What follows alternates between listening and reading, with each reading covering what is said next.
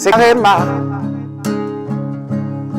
Dieu est ici, sur Réma.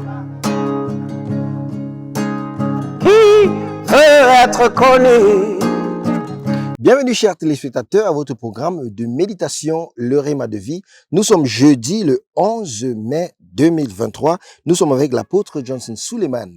Et la lecture de la Bible aujourd'hui, nous lisons 2 Chroniques, le chapitre 22, 23 et 24. Et nous sommes à la deuxième partie de ce message merveilleux qui est intitulé « Mets cela de côté ». Le texte dit, nous donc aussi, puisque nous sommes environnés d'une si grande nuée de témoins, rejetons tout fardeau et le péché qui nous enveloppe si facilement et courons avec persévérance dans la carrière qui nous est ouverte. Hébreux chapitre 12, le verset 1. Tout acte de péché finira par entraîner la destruction et l'opprobre. Quelle que soit la manière donc il est interprété ou aperçu au départ.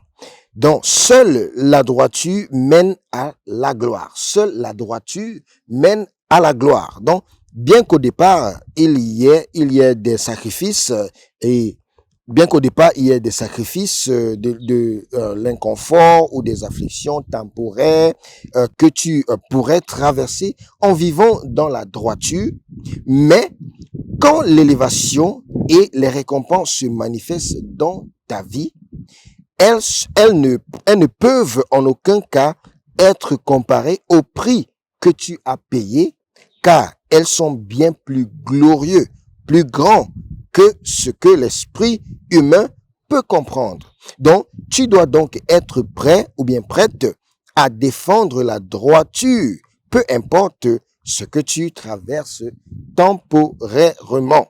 Donc, il n'y a personne dans la Bible, dans les Écritures, qui ait pris position pour la justice sans être promu. Moïse, par exemple, a fui le confort du palais de Pharaon et a choisi de souffrir l'affliction avec le peuple de Dieu, plutôt que de profiter des plaisirs du péché pour une saison. Il a accompli sa destinée, comme nous voyons dans Hébreux, le chapitre 11, verset 25, et s'est dirigé comme instrument puissant de Dieu.